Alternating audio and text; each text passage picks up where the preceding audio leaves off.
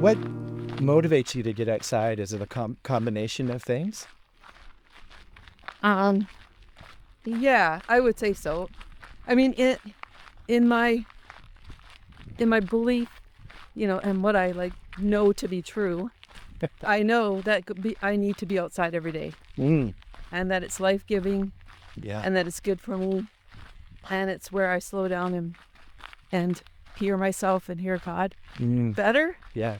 But sometimes I can be a workaholic, Mm. and so I can go through a day and not go outside. But I try to, and now that I have a knee that has osteoarthritis in it, I need to get on my bike every day just to keep my knee moving. Oh, yeah. And so that's another motivator to get inside, keep me on the straight and narrow.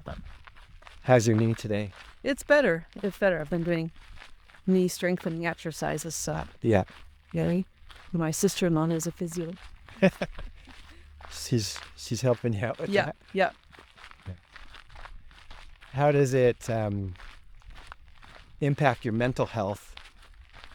And after that, maybe we can talk spiritually, but Sure. how about mentally? What do you think it does for you? Oh yeah, I think it helps me get into a better frame of mind. I mean, I can be pretty, listening to a lot of negative stuff in my head and getting outside and to beauty does help with that. Mm-hmm. Yeah. That's a common comment for a lot of people. How it just clears their mind, know? Yeah. Yeah. I often come up with ideas or remember important things when I'm on my bike. Yeah. So That's cool. And what about spiritual connection? And do you feel that? Do you sense that? I do. Yeah. Yeah. Sometimes I'm more aware of it than others. Uh-huh. There was a time when we were, in Vernon where one road was closed, and so we had to go around the block to get up to my parents' house where we're staying until we move into our own place. And when you come around this corner onto Fulton Road and you look up at the hills, it's like you're just looking right up, and then there's cows on the hills. Yeah. And something about that, I just see it and I'm like, oh. It's like, hello to my friends, the cows.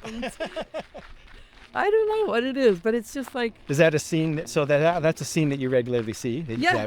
Oh, yeah. Yeah. And it kind of hits you every time. And you think sometimes, for all the things we've seen, Yeah. you'd think, oh, a view from this, whatever it is, would be... But it's like, no, just right in my own backyard. Yeah. And that's what I love about Vernon, is that in 5 minutes you can be in the rural area. Mm-hmm. So you're not in city all the time. Yeah. So, yeah. What was nature like as a child for you? What were your experiences in nature? Were you outside a lot, or what? Yeah. Yeah.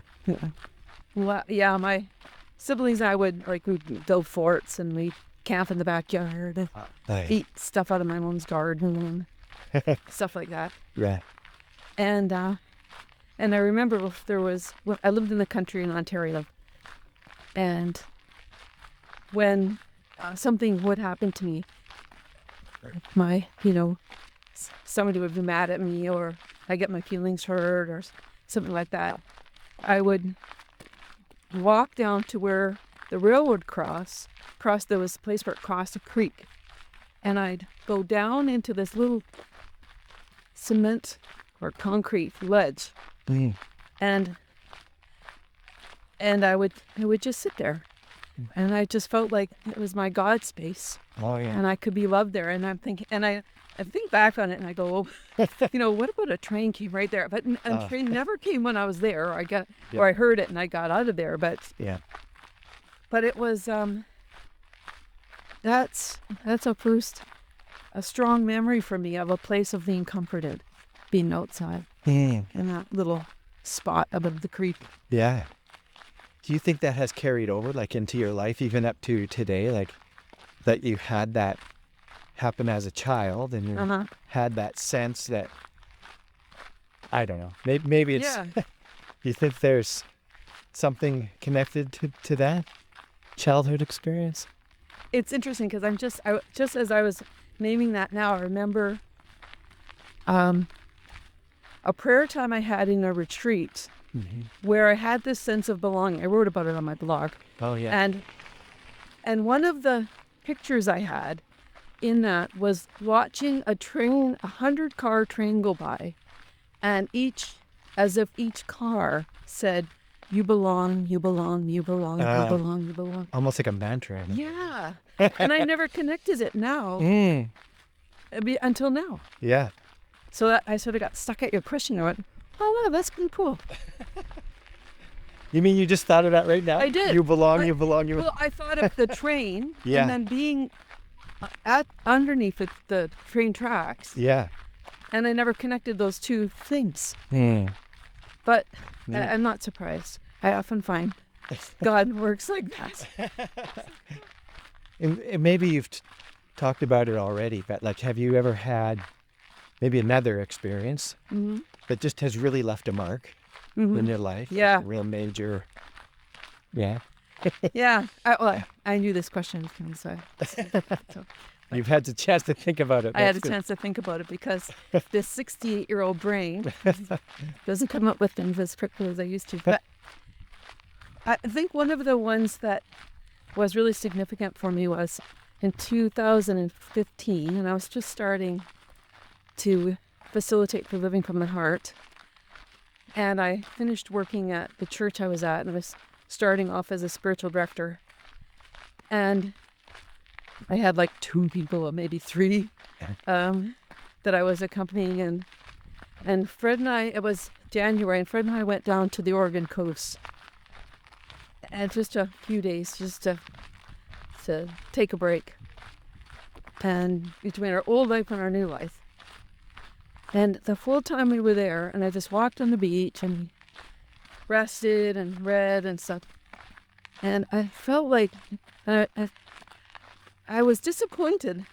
I was telling Fred, I was disappointed that I couldn't pray. Oh. And he just sort of looked at me and goes, You've been praying all week, all the time you've been walking on the beach, and it hit me. And we teach this in Living from the Heart about God being incarnate and all things. And it just sort of struck me that the earth is, and the world is God's body. And I have been walking around, on God's hands and face and God. And there, I was close to God, just walking and listening to the ocean and the birds and Yeah. and I was like, I just So felt- you were in communion with God, I but was. you weren't seeing it I necessarily was, that way. and then of course I saw it, and Yeah. then I was like, wow. Yeah. I think that was the first time I really connected with that Mm. that being in nature, this is God's body. Wow. Yeah. Wow. And just by being out here, just by noticing, just by using our senses, seeing and hearing and smelling and all of that, that's all, Yeah. in a way, that is prayer. That is, Yeah. because we're communing with We are. God, if it's And- God's body, right? Yeah, and Yeah. God's doing something, and it may not be, I always want to have words for it or quantify it, Yeah. but when I'm out in nature like we are now, and I was then on the beach, something happens and God does something, Yeah. and we don't always, there's a snake, Oh. little one. Oh yeah, I was saying about, but something happens, and God does communicate something to us that goes on a deep level. Yeah, I like that a lot. Yeah. Like, maybe you're like me. Like, I'd like to, like you, maybe I'm like you. I like to try to find words for it, stuff like that. Mm-hmm. But it's almost something that's beyond words, you Yeah. know? Like, right now in our conversation, we're trying to define it as prayer, but it's undefinable. It's Yeah. the ineffable, indescribable, Yeah. very deep. Yeah. And I guess I feel it. I feel a sense of peace and calm. Mm-hmm.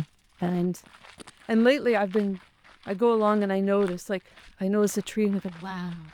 And it sounds something like that's 70s. But it's this. I like it. I like that I notice and appreciate the beauty of a tree or some with flowers on their balcony or. Yeah. Yeah, you've used the word notice several times. I remember that was Steve Imbach's definition of contemplation, was to just to notice. Yeah.